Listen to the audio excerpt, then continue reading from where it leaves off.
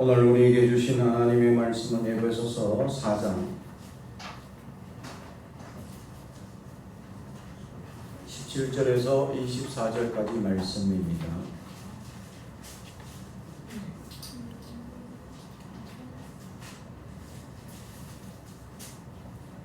에베소서 4장 17절에서 24절까지 말씀은 저와 여러분이 한 절씩 교독합니다. 신약성경 314페이지입니다. 하나님의 말씀을 봉독합니다. 하나님의 말씀을 경청해 주시기 바랍니다. 그러므로 내가 이것을 말하며 주 안에서 증언하노니 이제부터 너희는 이방인이 그 마음에 허망한 것으로 행함같이 행하지 말라. 그들의 종명이 이루어지고 그들 가운데 있는 무지함과 그들의 마음이 부조로 말미암아 하나님의 생명에서 떠나도다. 그들이 감각 없는 자가 되어 자신을 방탕에 방임하여 모든 더러운 것을 욕심으로 행하되 오직 너희는 그리스도를 그같이 배우지 아니하였느니라. 진리가 예수 안에 있는 것 같이 너희가 참으로 그에게서 듣고 또한 그 안에서 가르침을 받았을진대 너희는 유혹의 욕심과 앞서가는 모습을 따르는 옛사람을 벗어버리고 오직 너희의 심령이 새롭게 되어 하나님을 따라 의와 진리와 거룩함으로 지으심을 받은 새 사람을 입으라. 아멘. 오늘도 하나님의 크신 은혜가 넘치길 주님의 이름으로 축복합니다. 새 사람을 입으라 라는 제목의 말씀으로 오늘의 말씀을 나누고자 합니다. 오늘 새 사람을 입으라 라는 것은 바른 사람에 대한 권면이죠. 그리스도께서 우리를 구원하신 그 은혜의 역사를 따라 옛사람을 벗어버리고 새사람을 입으라 라는 이 말씀, 곧 옛 자아를 벗어버리고 새롭게 주신 하나님의 거룩한 새로운 자로 새로운 피조물로 새로운 사람으로 지음을 받은 재창조된 심령으로 우리는 살아가라 라고 말씀하는 것이죠. 본문엔 전체적으로 구속받은 성도들이 새로운 삶에 대한 권면의 말씀으로 되어져 있다라는 것이죠.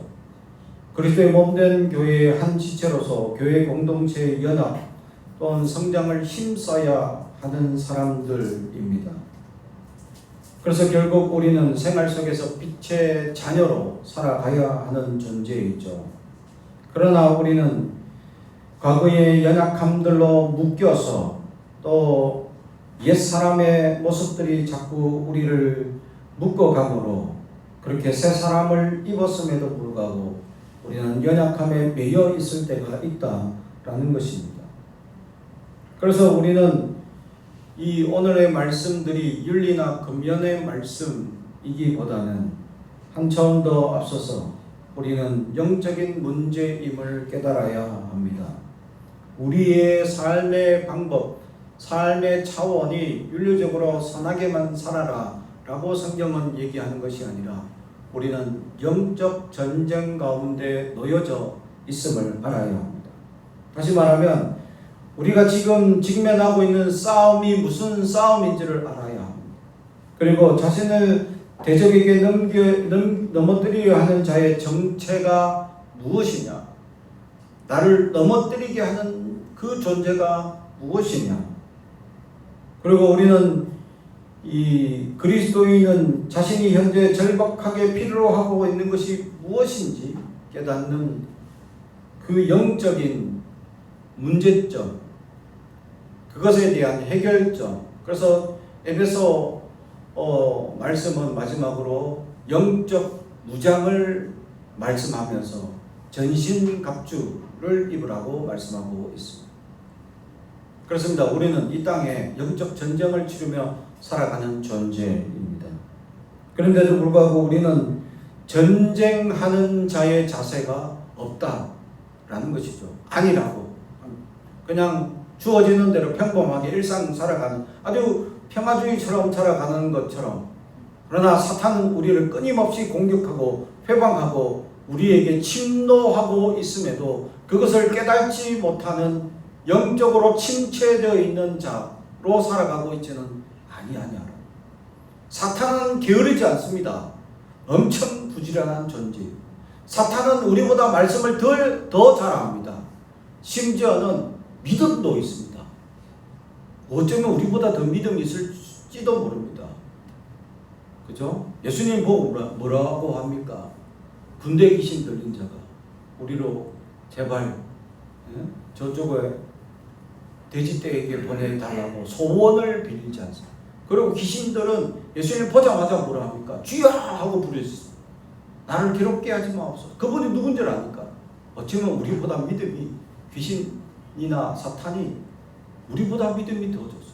그런데 우리는 어떻습니까? 영적 전쟁인지도 깨닫지 못하고 지금 우리의 삶이 치열하게 전쟁을 치르고 있는 영적 전쟁임을 알지 못하고 안일하게 평범하게 그냥 일상대로 살아가고 있지 않습니다. 그러다 보면 우리는 옛사람들이 우리를 방문할 때가 있다라는 것이죠. 그래서 오늘 성경에서는 먼저 옛사람이었던 죄에 전적으로 타락했던 우리의 모습들을 무엇인지 먼저 알고, 두 번째는 어떻게 이제 새 사람을 입을지에 대한 이야기를 근본적으로 우리에게 가르쳐주고 있는 본문이죠. 우리가 전적으로 타락했을 때 영적 무지한 상태로 있을 때의 그 특성들을 17절 첫 번째는 마음이 허망한 상태다라고 얘기합니다. 마음이란 단어가 헬라어로 두 단어가 있는데 오늘은 누스라는 마음의 단어를 쓰고 있다라는 것이죠. 사물이나 사건에 대해 이해의 기능에 대한 것으로 주로 행동과 관련된 마음을 표현할 때 이 누스라는 단어를 씁니다. 바울은 철학이나 종교 또는 자아 실현을 통한 마음의 만족감을 얻거나 어떤 경지에 이르려는 이방인들의 행위가 궁극적으로 무가치하고 아무런 열매를 얻을 수 없다는 점을 강조하기 위해서 누스라는 단어를 썼다라는 것이죠. 그러면서 허망한 것이라는 이 마타이오테스라는 것은 아무런 목적 없이 결과가 없다는 측면에 허무하고 허탄한 것이다. 살아왔는데, 살아가고 있는데 열매가 없어. 허무한 겁니다. 여러분은 어떤 열매가 있습니까? 열매 없으면 허무한 겁니다. 그래서 마음에 허망한 것, 하나님을 알지 못하고 또 하나님을 인정하지 않고 진정한 의미의 행복을 얻을 수도 없고 삶에 열매도 없고 진리를 깨달지 못하는 상태로 그냥 살아가는 사람, 그것을 허망한, 마음의 허망한 상태라고 성경은 이야기하고 있습니다. 여러분 어떻습니까? 열매 없고 또 엉뚱한 것을 바라보고 우리 안에 온전히 예수가 없다면 우리가 이러한 허망한 상태로 살아갈 수 있다라는 두려움을 가져야 합니다. 두 번째로는 18절에 총명이 어두워진다라고 말합니다. 어두워진다라는 이 단어, 에스코토메노이라는 단어인데 인간의 총명이 하나님을 떠난 이후로 계속 어두움에 덮여져 있는 상태, 덮여져 있다라는 것이 강조되어서 어두움에 뒤덮다라는 것이죠. 그래서 이것이 어두운 상태로 계속 머물러 있는 상태를 표현해주는 단어를 쓰고 있다라는 것입니다. 즉 그리스도께서 이 땅에 오셔서 우리를 구원해 주셨고 그 은혜의 역사를 우리에게 깨닫게 하시고 보여주시고 역사하셨음에도 불구하고 그것을 죄로 오염된 사람들이 그것을 발견하지 못하는 총명이 어두워져서 지속되고 있는 상태, 그것을 다른 말로는 우매하다라고 표현할 수 있습니다. 주님의 역사, 주님의 말씀, 주님의 지금 하나님의 기적 이런 것이 지금도 선포되어지고 우리에게 찾아와지고 하나님의 말씀이 우리 가운데 임하여지고 있는데도 불구하고 깨달지 못하는 어둠이 지속되는 상태, 이것이 총명이 어두워지고 있다라고 표현하고 있는 것입니다. 사랑하는 성도 여러분, 우리는 어떻습니까? 총명이 어두워져 있지는 아니합니까? 하나님 이 어두워진 상태인지도 깨닫지 못하고 어두운 상태로 계속 내버려 둬서는 안 될 것입니다. 그래서 성경은 깨어 있으라 라고 하는 이유가 이 어둠 가운데 머물러 있지 말고 죄 가운데 머물러 있지 말고 나약한 가운데 있다는 것을 빨리 발견해서 깨어서 돌아오라고 말씀하고 있는 것입니다. 그러므로 우리는 자각할 수 있어야 내가 지금 영적인 어떤 상태인지를 자각할 수 있어야 한다라는 것입니다. 내가 영적으로 어둡거나 허망한 상태로 매여 있어서는 안 되기 때문이죠. 세 번째는 무지라는 겁니다. 18절에 그렇습니다. 무지함과 라고 되어 있는 아그노이아라는 단어는 하나님을 인정치 않으려 하는 완고한 마음에서 오는 이성의 어두워짐을 뜻하고 있습니다. 그래서 마음이 굳어졌다라는 말과 연관되어지고 있는 이 무지함으로 마음이 굳어지기 때문이죠. 알 수 없으니까 지금 하나님의 역사 뜻이 어디인지 보이지 않으니까 무지해서 점점 어두워지고 있는, 그래서 완고해지는 상태를 의미하고 있다. 그래서 무지함과 마음이 굳어지면 연결되어져 있다. 무지하면 마음이 단단해지고 완고해지고 고집세워지고, 그래서 조금만 틀어져도 잘 싸우는 상태가 되어져 있는. 혹시 화자 내시는 분이 있습니까? 내가 얼마나 완고한지 빨리 깨달으시기 바랍니다. 빨리 화내는 거, 분노하는 거. 근데 분노도 종류가 두 가지 있습니다. 의분과 내 자의로 분내는 게 있습니다.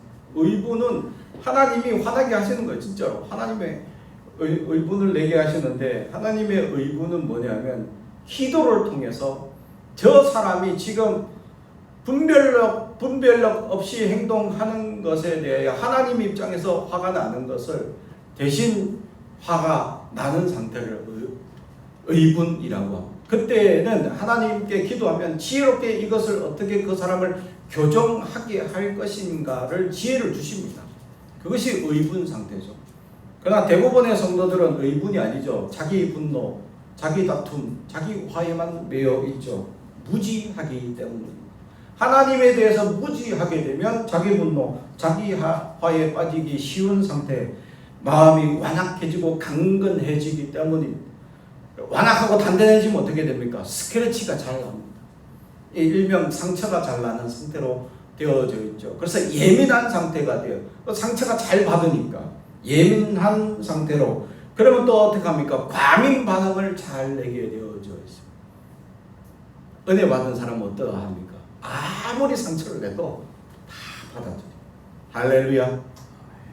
그래서 은혜 받는 상태로 늘 살아갈 수 있어야 한다라는 사실이죠. 사랑하는 성도 여러분, 근데 그 완고함은 먼저 무지함에서 시작함을 알아요. 하나님을 제대로 알지 못하면서 내 완고함이 일어난다. 하나님을 알게 되면 내가 완고할 수 없기 때문이죠. 왜냐하면 하나님의 은혜와 역사, 기적, 지금도 나를 돌보시고 함께 하시는 놀라운 은혜와 그 사랑을 깨닫게 된다면 내가 완고할 수가 없습니다. 아멘할 수밖에 없고, 내가 죄인임을 깨닫고 더 하나님께 무릎 꿇고 기도할 수밖에 없기 때문이죠. 그래서 나보다 더 악한 이가 없다는 것을 깨닫게 됩니다. 그래서 모든 사람들을 용납하고 용인하고 받아들일 수 있는 상태가 될 수 있는 것이죠. 그러면 완고함이 떠나가게 되어져 있습니다. 완고함은 나는 의롭고 강하기 때문에 생겨나는 현상입니다. 다른 사람들은 다 잘못되고 나만 의롭다고 생각하는 그런 상태. 그래서 굳어짐이라는, 포로심이라는 단어가 단단하게 굳어 있다라는 단어로 사용되듯이 우리의 마음이 단단하고 두꺼워진 상태를 의미하고 있습니다. 이 표현은 마치 피부가 상처에서 두꺼워지는 현상들을 표현할 때 쓰는 단어이죠. 사도 바울이 이 단단함, 완고함의 단어를 이 단단함으로 피부가 상처에서 다시 덧나고 다시 또 아물고 덧나고 다시 아물고 하는 과정에서 피부가 두꺼워진 것을 단단함이라고 하는 거죠. 자꾸 상처나 자꾸 다시 회복되고 또 상처나고 그러면서 피부가 두꺼워지는 현상. 완고함이 바로 그겁니다. 자꾸 내가 상처를 받아. 자꾸 내가 스크래치를 당해. 내가 아파해. 내가 힘들다고 내가 집중하는. 내가 없어요. 우리는 내가 죽어야. 십자가에 내가 죽어야 되는데 내가 안 죽으니까 내가 살아있어요. 그러니까 자꾸 내가 상처, 내가 다치고 내가 아프다고 엉뚱하게 하나님 앞에 원망함. 이건 누가 자랑합니까? 3살 아이들이 잘하는 단어입니다. 아이들이 자기 자아가 발달하는 딱 그 시기가 3살 때부터인데 그때부터 나라는 단어를 씁니다. 그래서 뭐라고 표현하면 내가 필요해가 아니고 나가 필요해 라고 표현합니다. 그래서 나라는 단어를 자꾸 씁니다. 나라는 자아가 발달하면서 나를 자꾸 쓰고 싶어. 나도 해줘. 나도 뭐 하게 해줘. 나라는 단어를 말도 안 되는 문장 속에 끼워서 나라는 단어를 끼워서 쓰기 시작한 때가 3살 자아가 발달. 우리의 신앙이 그때로 머물러 있으면 자꾸 그때 우리가 아이들한테 어떤 단어를 가장 많이 씁니까? 자아가 발달하기 시작할 때부터 우리가 부모들이 쓰는 단어가 있습니다. 가장 많이 쓰는 단어. 안 돼. 그래서 상처받습니다. 내가 발달해가지고 내가 할 거 안 돼. 이래 거부당함으로 인해가지고 자꾸 상처받아. 그러면 어떻게 합니까? 이 3살 아이가 자꾸 상처와 거부가 당하면 이제 거북이가 됩니다. 뒤집어져죠. 난리가 납니다. 네가 해줘. 해줄 때까지 깡다고 부리고 그런 자아 고집이 단단한 상태가 되어버리는 거죠. 이미 그때는 늦은 상태가 되어버린 겁니다. 충분히 대화가 가능하고 충분히 말로 이해가 가능한 상태로 충분히 이야기를 해줘야 하는 거죠. 안 돼보다는 그 아이에게 왜 안 되는지 이유를 설명해. 위험하거나 아직 어렵거나 힘들거나 이 표현을 해줘야 되는데 그냥 부모가 안 돼라는 단어 때문에 스크래치를 당해서 자꾸 나 이렇게 하면서 집중하고 달라고 요구하는 어린 아이처럼, 그래서 단단해지고 고집하고 완고해지는 성향이 되어져 버리는 듯이, 이처럼 완고함이라는 이 단어가 그러한 마치 우리가 단단해지고 두꺼워진 피부처럼 우리 안에 그러한 나라는 자아를 자꾸 내세우다 보면 이렇게 우리는 완고해질 수밖에 없다라는 사실입니다. 사랑하는 성도 여러분, 그러므로 주님 앞에 주님의 성품을 따라 온유한 자라고 말씀하고 있는 것처럼 우리는 하나님의 은혜를 기억하여 우리 마음이 완고해지지 아니하도록 따뜻한 마음, 주님의 은혜를 감동하는 마음, 그래서 우리 마음이 갈아엎어지고 이 우리의 단단함이 갈아엎어지는 은혜를 날마다 경험할 수 있어야 합니다. 은혜를 경험하지 못하면, 말씀을 통해서 은혜를 겪지 못하면, 또 기도를 통해서 하나님의 은혜 가운데 나아가지 못한다면 우리는 완고함으로 나아갈 수 있다라는 사실입니다. 그러면서 5번째, 저희가 19절에 저희가 감각 없는 자가 된다라고 말합니다. 점점 심도가 깊어지죠. 완고해지고 무지해서 완고해지고 마음이 단단해지면 이제 점점 감각 없는 자, 불신자들의 영적 상태를 의미하고 있습니다. 그래서 이 감각 없는 자라는 말은 이 무뎌지고 단단해진 상태를 의미하고 있죠. 습관적으로 반복된 죄를 지어서 양심에 떠난 사람들, 죄로 오히려 기뻐하고 좋아하여 결국 죄에 대하여 수치심이나 양심의 고통조차 느끼지 못하는 상태를 감각 없는 자라고 얘기합니다. 주님의 음성은 생이한 음성입니다. 또 주님의 역사는 예민한 역사들 속에서, 수많은 자연 속에서나 또는 우리의 삶 속에서, 또 우리가 관계하는 공동체의 사람들 속에서 어떤 말 한마디, 환경 속에, 또 어떤 스치는 그러한 자연의 바람 소리 속에서도 하나님의 역사를 누릴 수 있어요. 그걸 영적 예민함이라고 제가 몇 번 말씀을 드렸던 적이 있습니다. 그런 영적 예민한 감각이 발전할 수 있어야 한다라는 것이죠. 우리의 마음이 그렇게 하나님 앞에 반응할 수 있는 상태, 영적 예민함. 그래서 사람들의 어려움, 힘듦을 위로할 수 있는 사람, 하나님의 마음을 받아서 이 사람이 어떤 힘듦이 있는지 이미 알기 때문에 가서 위로할 수 있다. 근데 어떤 말이나 어떤 권면이 아니라 그냥 따뜻히 옆에 있어주는 것만으로, 손을 잡아주는 것만으로도 하나님의 위로가 전달될 수 있는 사람.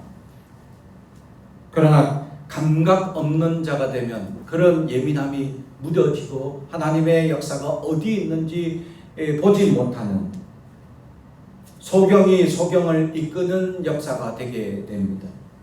우리는 하나님의 예민한 감각을 가질 수 있는 하나님의 사람들이 되길 주님의 이름으로 축복합니다.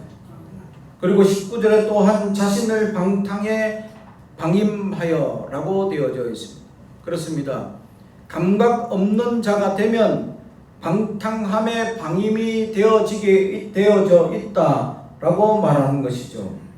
다시 말하면 방탕이라는 것은 모든 더러운 것을 욕심으로 행한다라고 해석합니다.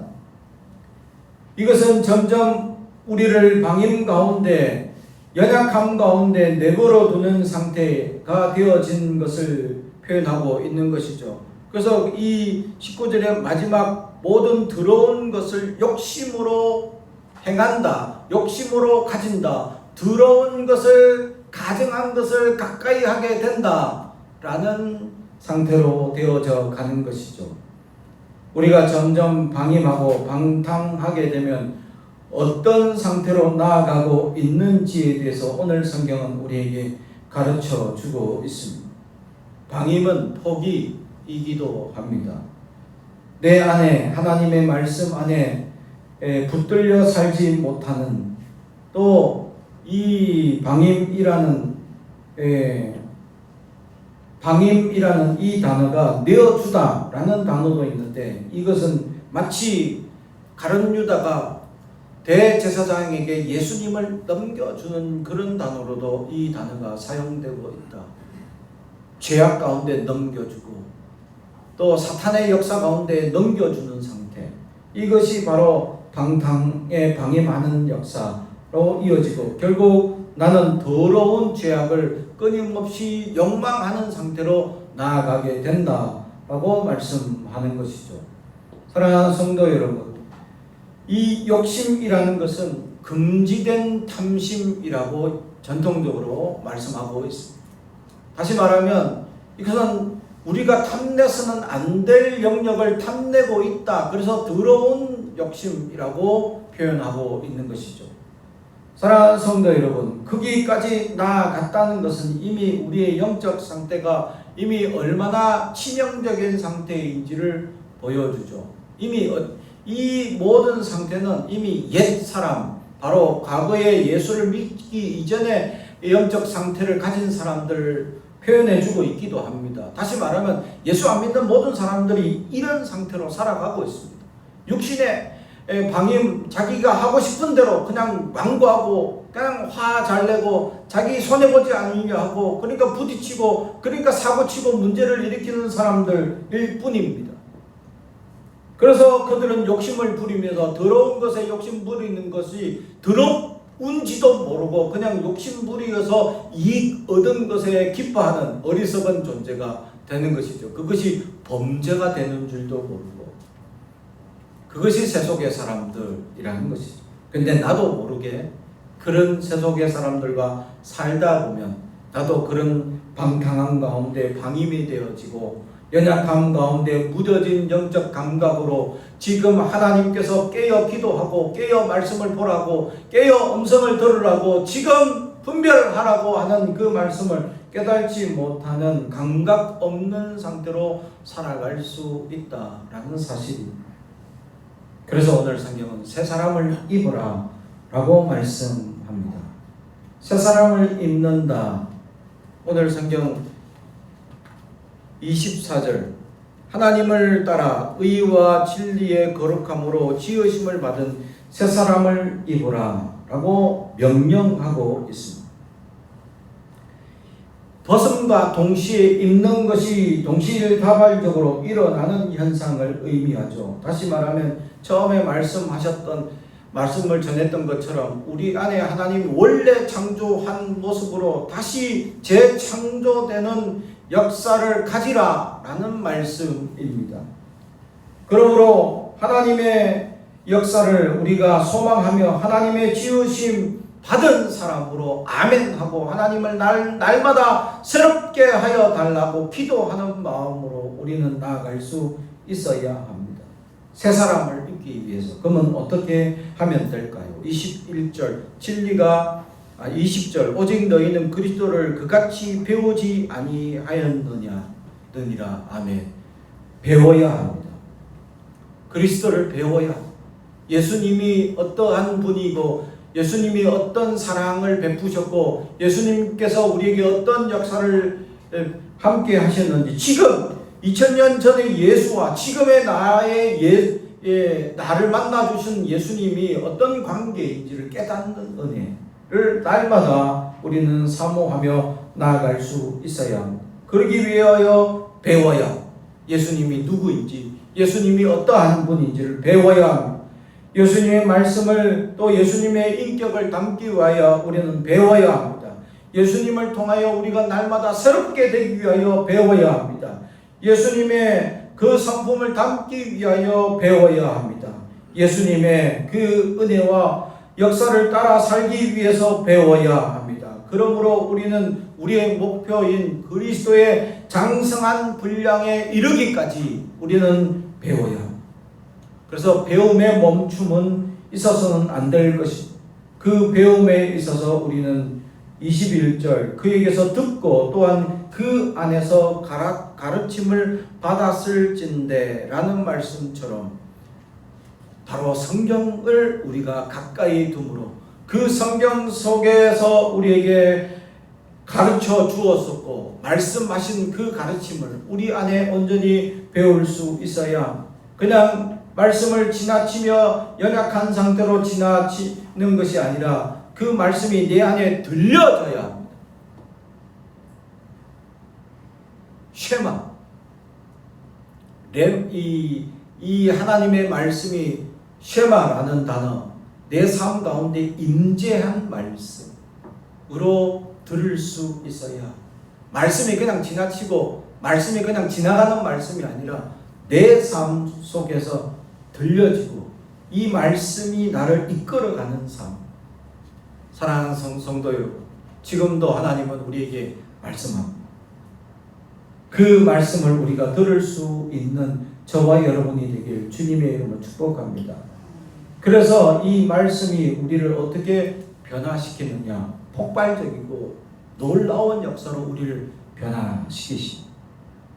옛사람이 죽고 새 사람을 완전히 입는 그런 모습으로 역동적인 폭발적인 모습으로 우리가 새롭게 될 수 있음을 성경은 우리에게 말씀해 주고 있습니다. 우리의 생각과 우리의 경험으로는 불가능하지만 예수 그리스도의 성령의 은혜로 우리는 가능합니다.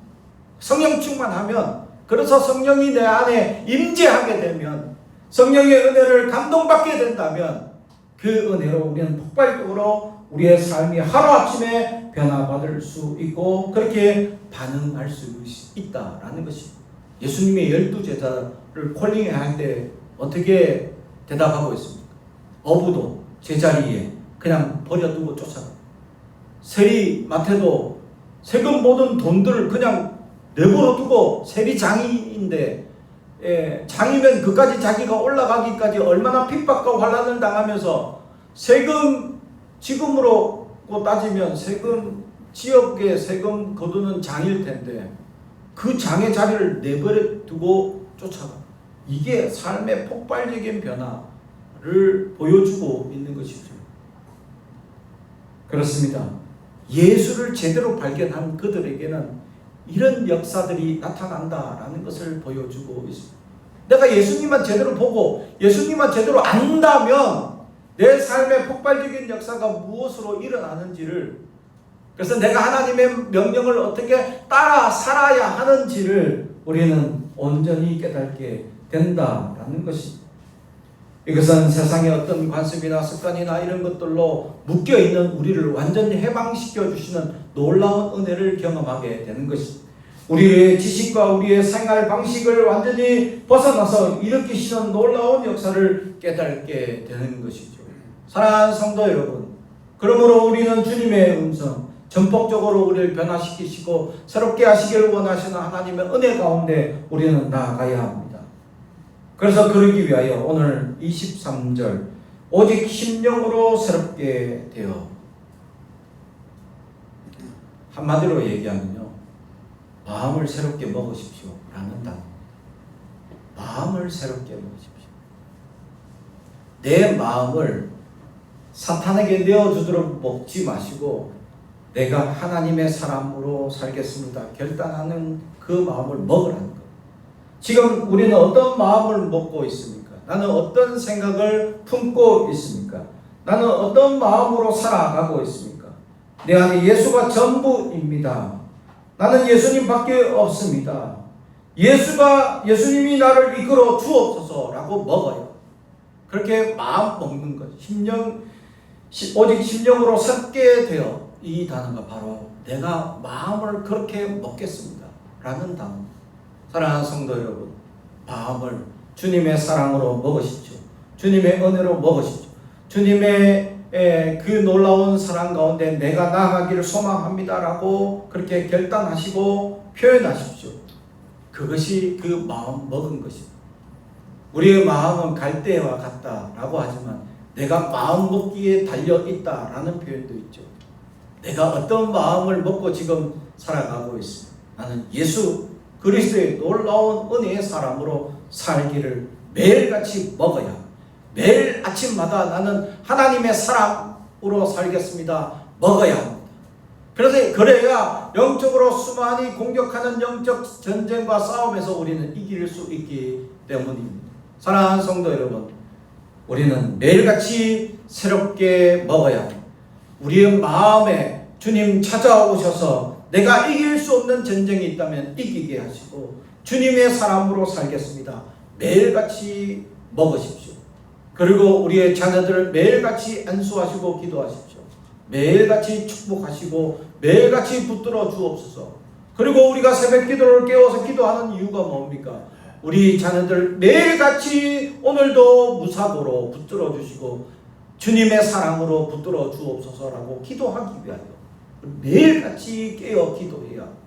사랑하는 성도, 우리는 매일같이 마음을 먹어야 그게 심령이 새롭게 되는 것입니다. 그 은혜를 마음 먹고 결단하고 살아가는 우리가 되길 주님의 이름으로 축복합니다. 기도하겠습니다. 사랑 원천이 가득하신 아버지 하나님 감사합니다. 하나님, 새 사람을 있기를 소망합니다. 그러기 위하여 옛사람의 모습들이 우리 안에 주님의 이름으로 도말되고 사라지게 하옵소서. 이제 예수의 생명력이 우리 안에 넘치게 하옵소서. 예수님만 바라보며 살게 하옵소서. 예수의 사람으로 부족함이 없게 하시고 그리스도의 깊은 사랑, 하나님의 놀라운 은혜를 날마다 경험하며 그렇게 마음 먹고 결단하며 매일같이 살아갈 수 있도록 용기를 다하옵소서. 예수님의 이름으로 기도하옵나이다. 아멘.